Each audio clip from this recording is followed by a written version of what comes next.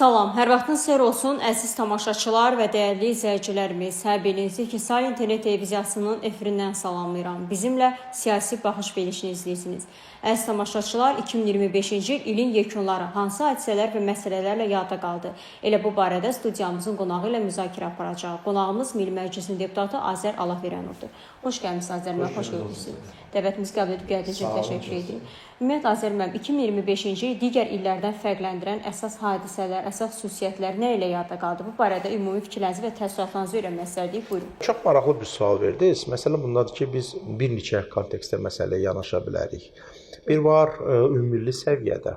Yəni, misal üçün, ümumilli səviyyədə elə hadisələr baş verir ki, misal üçün, ümumi daxili məhsulun artımı və digər məsələlər digər illərə nisbətən 2,7% artımımızı götürsək, bu özü çox müsbət haldır. Məsələn, bir çox dövlətlərdə bu tendensiyalar, bu dinamika bu səviyyədə deyil, hətta bir qədər geriləmələr də var. Yəni, bu ümumilli səviyyədə baş verər.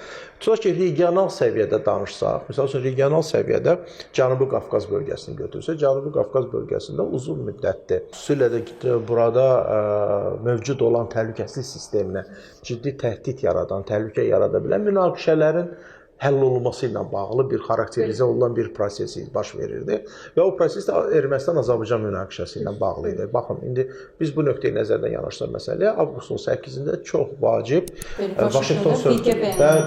Vaşinqton razılaşmaları əldə olunmuşdu və orada çox vacib sənədlər qəbul olunmuşdu. Hansı ki, o bilavasitə iki dövlət arasında münasibətlərin normallaşmasına, amma bütövlükdə Cənubi Qafqaz bölgəsində sülh və təhlükəsizliyin təmin olunmasına xidmət edir. Və nəticə etibarilə biz Cənubi Qafqaz bölgəsinin hüdudlarından da kənara çıxsaq, görərik ki, baxın, Avrasiya üçün mühüm əhəmiyyət kəsb edən layihələrin reallaşdırılması üçün belə bir təhlükəsizlik mühitinin yaradılması olduqca vacib idi ki, nəticə etibarilə Ermənistanla Azərbaycan arasında münaqişənin olmaması həmin o inteqrasiya layihələrinin uğurlu şəkildə icrasını təmin edə biləcək bir prosesdir.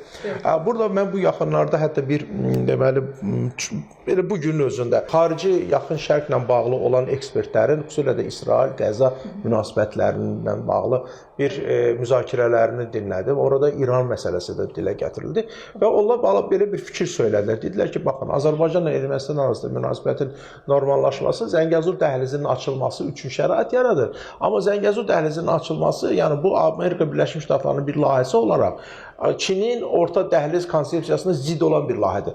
Tamamilə fərqli bir narrativ və yanlış bir narrativdir.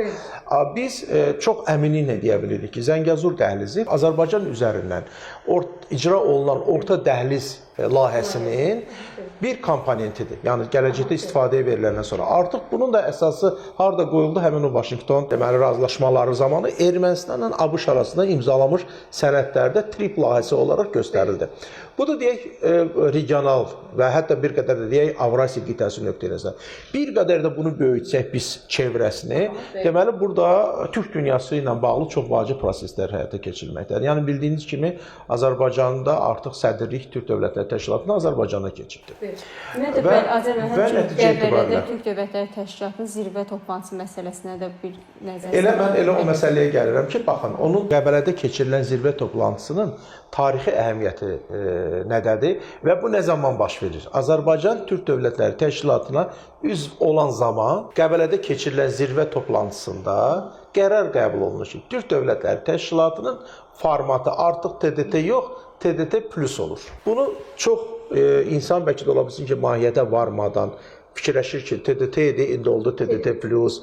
Yəni, adətən bunu əlaqələndirirlər hansısa bir bir brend məhsulu ilə, hatta ki, filan məhsulda indi plus olur və ya məşhur bir mühasibatlıq bir proqram var. C plus, C2 plus məsəl. Belə düşünürlər. Amma gəlin görək nə baş verir. Mahiyyət etibarilə nədən ibarət? Türk Dövlətləri Təşkilatının üzv olan ölkələrin 5 ölkədir. 3 də müşahidəçi statusuna, 8 ölkənin inzibati hüdudları var. Həmin bu inzibati hüdudlarda aşağı-yuxarı yaşayan əhalinin sayı təqribən 200 milyona yaxındır. Türk dövlətləri, yəni dediyimiz Türk dünyası, hansı ki, Türk Dövlətləri Təşkilatı plus formatı ilə artıq şərtlənir, müəyyən olunur. Orada yaşayan, Türk dünyasında yaşayan əhalinin sayı təqribən 360 milyondan yuxarıdır. Yəni, az qalır 2 dəfə. Bura təbii ki, Rusiya Federasiyasının ərazisi daxildir. Tatarlar, Başqırlar, Qaraçaylar, Qaraqalpaqlar, Udmurtlar, Yakutlar, sonra kifayət qədər çox saylı türk tayfaları yaşayır. Bugün türk xalqları yaşayır Rusiyanın ərazisində. Bura daxildir İran. Aşağı yuxarı müxtəlif mənbələrdə, İranın öz mənbələrində 25 milyon, 20-25 milyon göstərir. Orada etnik Azərbaycan. Tək onlar deyil, Qaşqarlar və digərlər var. Amma real olaraq biz bilirik ki, aşağı yuxarı sayı etibarilə 45-50 milyon civarından söhbət gedir. Və mənim yadıma düşür ki, bu günlərdə mənim Türkiyə kanallarının birinə verdiyim müsahibədə o məni dinləyən zaman qatillər dedilər ki, onda belə çıxır ki, İran əhalisinin çox hissəsini türklər təşkil edirdi. Yəni çünki sayı etibarilə götürəndə 80 milyona bir qədər artıq əhalini təqribən 50 milyona qədər olan Azərbaycanda yox, bu da bir həqiqətdir. İndi bunu nə qədər də dansalar da İranın siyasi hakimiyyətində təmsil olunan insanların yarısından çoxu Azərbaycanlıdır. Yəni indikilər hətta indi təmsil olmasa da belə zamanda təmsil olunanlar belə yəni Azərbaycan. Bu da bir həqiqətdir. Sonra İraqın şimalına baxan Mosul, Kərkük, türkmənlər yaşayan ərazilər, Suriyada yaşayan türkmən tayfaları var. Yəni coğrafiya, Türk dünyasının coğrafiyası çox böyükdür. Və nəticə etibarilə bugün biz artıq TDT, yəni o Qəbələ zirvə toplantısı, TDT plus formatını qəbul edirsə, bu deməkdir ki, artıq Türk Dövlətləri Təşkilatının perspektivə fokuslanmış bir siyasəti var. Bu siyasət də Türk dünyasına əhatə edir. Hə, baxın, mədəni əlaqələrin inkişaf etdirilməsi, ortaq dilin müəyyən olunması, ortaq tarixin kimlikdən nəzərdən keçirilməsi. Yəni bəli, milli identiklik baxımından bizim türk kimliyimizi ortaya qoya biləcək bir prosesin və yanaşmanın formalaşmasına xidmət edən bir fəaliyyətlər həyata keçirməkdə. Bu fəaliyyətlər bugün TDT formatındadırsa, gələcəkdə bu fəaliyyətlər bütün Türk dünyasına. Baxın, Çində nə qədər Uyğur yaşayır. Həmin o Uyğurlarla siz mənlə danışdığınız kimi siz çox rahat danışa bilirsiniz. Və söhbət 100-200 min əhalidən getmir. Əfqanistanda nə qədər türk dilli tayfalar yaşayır. Özbəkləri yaşayır, sonra qızılbaşlar yaşayır. Biz onlarla çox rahat bax bu dildə danışa bilirik. Bax bizim bu danışdığımız dildə biz olur. Çünki nə qədər burada Əfqanistandan olan həmin o tayfaların nümayəndələri var, Azərbaycanda yaşayırlar. Biz onlarla danışırıq. Mən deyirəm siz hansı dildə? Biz də öz dilimizdə danışırıq. Yəni bu da onların dilidir. Yəni bizim danışdığımız dilimiz belə orada Əfqanistanı belə, Pakistanı belə, Çini elə, Rusiyası elə. Biz orada son kökü. Bəli. Yəni bax bu çox böyük bir.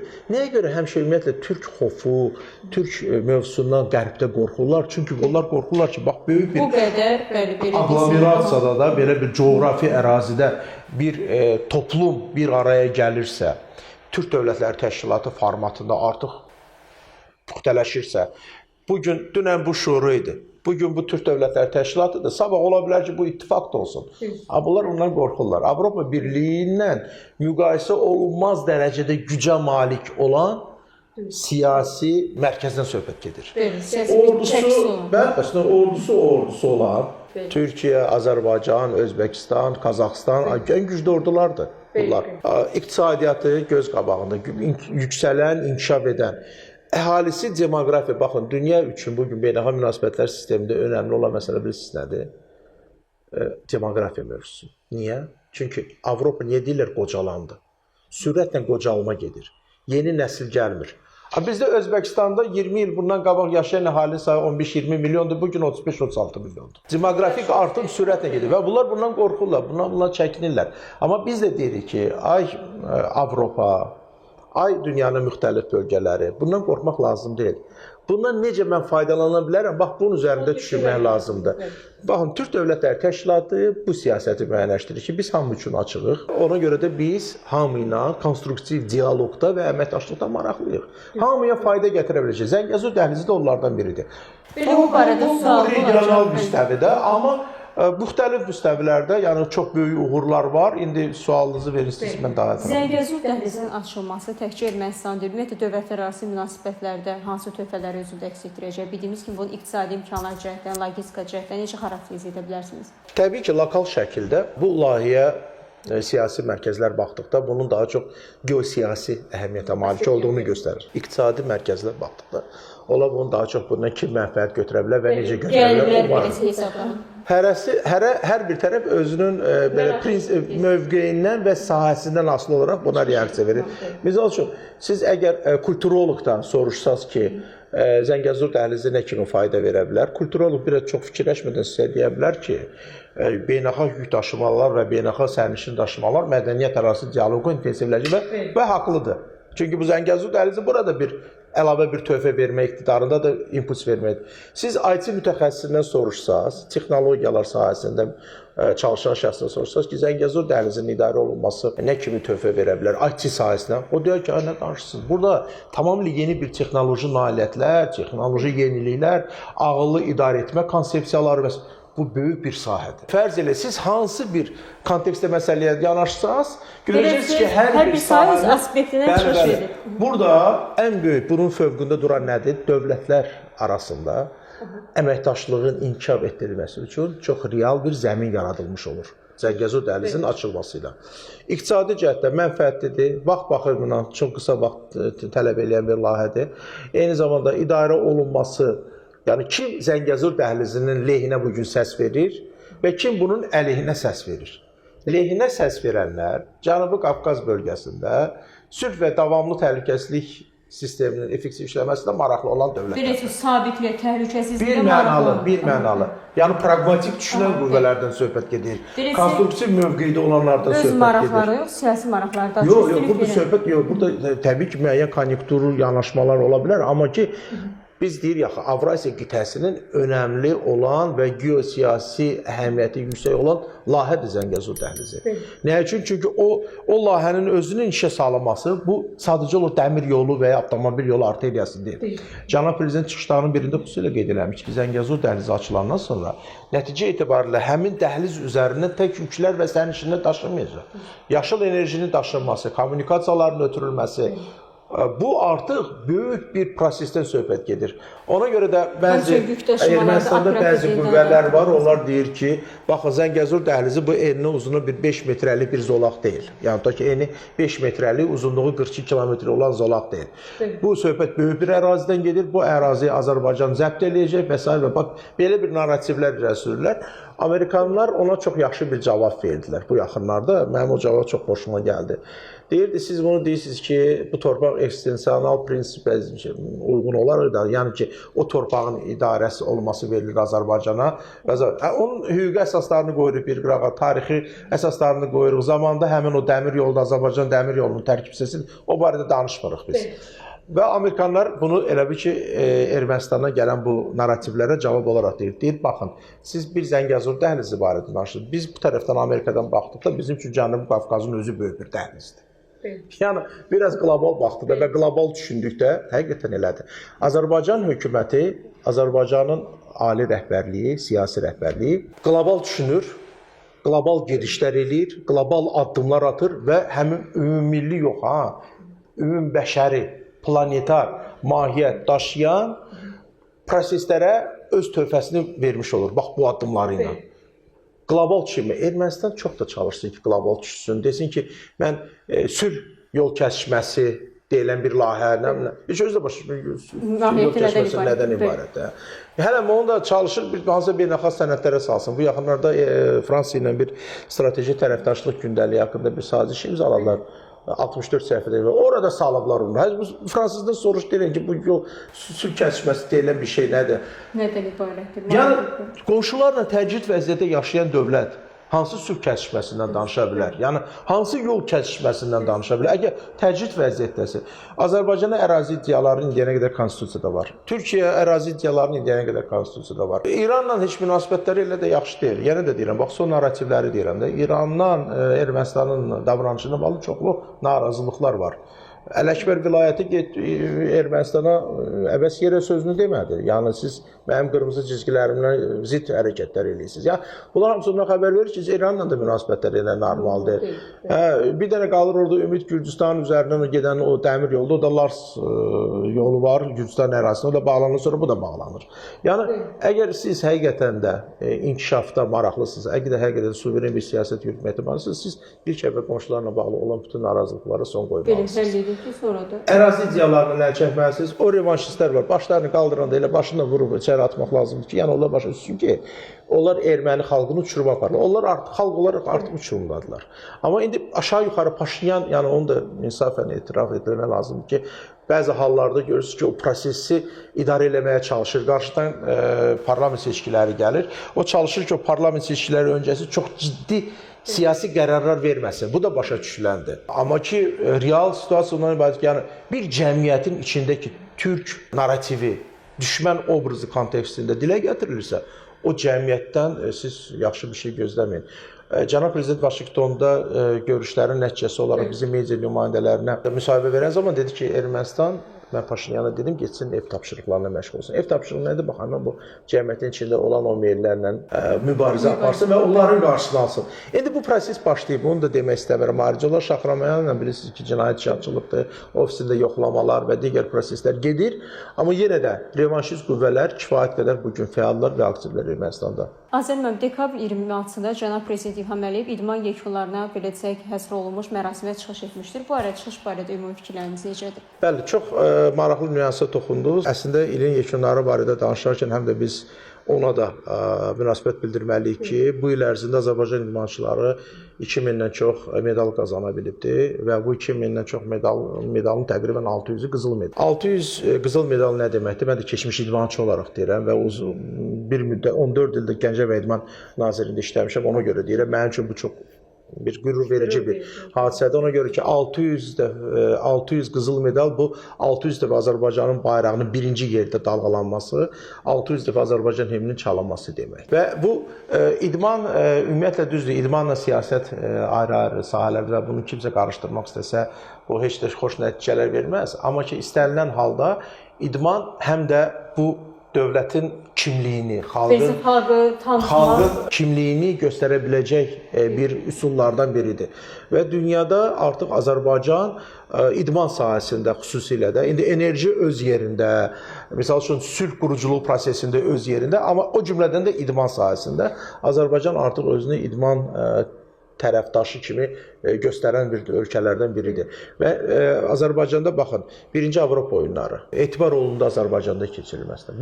İlk dəfə tarixdə Avropa oyunları keçirir və o etibar olunur Azərbaycana. Azərbaycan çox yüksək səviyyədə bunu həyata keçirir. 4-cü İslam oyunları, həmrəylik oyunları. Mən həmin İslam oyunlarının əməliyyat komitəsinin üzvü olmuşam. Mən orada böyük bir departamentdə yüksək vəzifədə olmuşam. Çox yüksək səviyyədə və heç bir ekses olmadan belə, hətta sonraki mərhələdə bizim Azərbaycanın müəyyən etdiyi plankanın çox yüksək olduğunu və bu yüksək plankaya hər ölkənin çata bilməməsi barədə bir fikirlər də formalaşdırmış olduq. Biz özümüzün davranışımızla, öz fəaliyyətimizlə çox yüksək dəyərləndirdi. Eyni zamanda bu il Azərbaycanda 3-cü MDB oyunları keçirildi. Baxın, ilin yekunlarında həm də bu mövzuya toxunmalı ki, 3-cü MDB oyunları Azərbaycanda keçirildi və bildiyiniz kimi Bakı şəhəri artıq idman paytaxtı kimi də yəni müəyyən olunubdur, xarakterizə olunubdur. Yəni bu artıq bunlar hamısı çox böyük bir hadisələrdir. Təbii ki, istənilən halda idman mövzusu, bu da bir reallıqdır ki, yəni ola bilməz ki, bir dövlətin bütün idman növləri üzrə uğurları çox yüksək olsun. Yoxdur. Belə bir şey mümkün deyil. Məsələn, Çini götürsək, ABŞ götürək, bunların arasında həmişə ömür boyu rəqabət olubdur da. Mübarizə. Amma elə idman növləri var ki, yenə də onları da üstələyən dövlətlər var. Elə Azərbaycanın özünün də, misal üçün, bir çox idman növləri var ki, biz orada ABŞ-ı da üstələyirik, biz orada Çini də üstələyirik. Misal, ABŞ ilə Kanada, Çin arasında üzgüçülük üzrə rəqabət gedirsə, misal üçün, elə idman növləri var ki, məsəl üçün, güləşdir, filandır, fəsməkən, biz orada bizə yaxın bu sahədə olan dövlətlərlə rəqabətdə heç nə ABŞ, nə Kanada, nə Kuba, məsəl üçün, Kuba güləşçiləri çox güclü olurlar, Kuba boksçuları çox güclü olurlar, amma məsəl üçün, son illərin tendensiyasına biz baxa görə ki, Azərbaycanın bu idman növləri üzrə də, misal üçün, söz sahibi olan deməli şəxslər və hərçən ki, düzdür, məsəl üçün, Kubalı olan bizim yığmanda tərkibində, məsəl üçün, boksçu olaraq fəaliyyət göstərir, amma misal üçün, güləş idman növlərini götürsək, yəni müxtəlif növlərini, yəni klassiki götürək Yunan'da dediyimiz və ya sərbəst güləş növü. Yəni istənilən, yəni biz hansı kontekstdə baxsaq bu məsələyə çovğan idman oyunu götürək. Məsəl üçün biz burada söz sahibi olan dövlətlərdən biriyik. Məsəl üçün əsasən şərq dövlətləri bu oyunları oynayırsa, məsəl üçün onlar üçün bu bir qədər egzotik bir oyun kimi görsənə bilər. Amma bu da bir həqiqətdir. Yəni istənilən halda mən görürəm ki, bir çox sahələrdə əlbəyaxa döyüşlərdən tutmuş hansısa komanda oyunu, həmçinin çovğan da komanda oyunu sayılır. Yəni bizim çox böyük uğurlarımız var. Amma eyni zamanda bu da həm də bizə bir əlavə stimul verir ki, biz müəyyənləşdirək ki, hansı sahələrdə biz potensiallarımızı nədən ibarət olduğunu görək və onun üzərində də yəni gələcək proyeksiyamızı, strategiyamızı quraq. Yəni bu da yenə də artıq növbəti illərə hesablanmış bir addımdır. Belədirsə 2026-cı ilin şəhərsalma və memarlıq ili beləsə hansı hadisələrlə beləsə xarakterizə oluna bilər? Bu barədə fikirləriniz necədir? Şəhərsalma forumu, yəni Urban Forum dediyimiz Ümumdünya Urban Forumu 2026-cı ildə Bakı, Azərbaycanda keçiriləcəkdir. Yəni bildiyiniz kimi bunun özü bir tarixi bir hadisədir. Çünki COP-dan sonra öz ölçüsünə görə, mahiyyətinə görə çox vacib beynəlxalq tədbirlərdən biri hesab olunur. Və onun da Azərbaycana salınması bu demək ki, artıq ona qədər Azərbaycanda çox saylı beynəlxalq tədbirlərin keçirilməsi və bu tip tədbirlərin də xüsusilə Azərbaycanda yüksək səviyyədə təşkil olunması ki, o COP29 onlardan biri idi.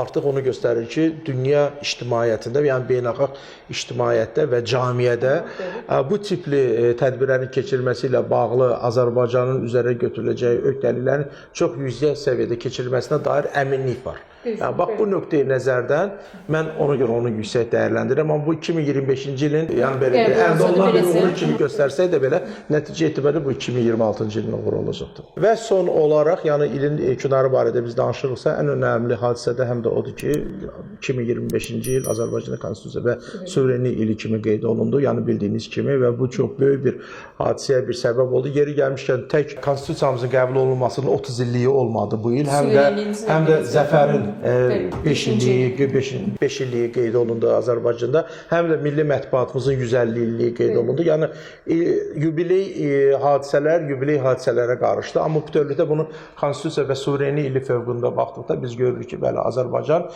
beynəlxalq münasibətlər sistemində özünü təsdiq etmiş, öz sözünü demiş, sözü imzası qədər dəyərli olan ölkə olaraq özünü təsdiq edibdir və dünya da bunu bilir, bunu təqdir edir. Bununla hesablaşır, Azərbaycanın yaratdığı siyasi reallığı bir reallıq olaraq qəbul edir və Azərbaycanın müəyyən etdiyi çərçivələr daxilində də Azərbaycanla tərəfdaşlıq etməyə həmişə hazır olduqlarını bildirirlər. Və son olaraq fürsətdən istifadə edib bizim tamaşaçıları qarşıdan gələn bayramlar münasibətilə səmimi qəlbdən təbrik edirəm. İstər bu yeni il bayramımız olsun 2026-cı ilin gəlişinə alır. İstərsiniz ki 31 dekabr Dünya Azərbaycanlı həmrəyliyidir. Çünki mən düşünürəm ki, Azərbaycanın bax bu günə qədər əldə etdiyi bütün uğurların kökündə onun həmrəy olması durur. Və biz 31 dekabr Dünya Azərbaycanlı həmrəylik gününü qeyd edərək dünya üçün mühüm əhəmiyyət kəsb edən bir sıra vəzifələrimiz var ki, o vəzifələrin uğurlu icrası məhz daha da həmrəy, daha da sıx olmağımızdan irəli gəlir. Bu gün münasibətindən bütün tamaşaçılarımızı təbrik edirəm. Çox sağ olun Azər müəllim. Siz sağ olun. Görüşünüz üçün təşəkkür edirik. Sağ olun. Belə əziz tamaşaçılar və dəyərli izləyicilərimiz, bugünkü verilişimizin sonuna gəldik. Nəzərinizə çatdırmaq istərdim ki, studiyamızın bugünkü qonağı Milli Məclisin deputatı Azər Allahverənov idi. Gələn görüşlərə dək.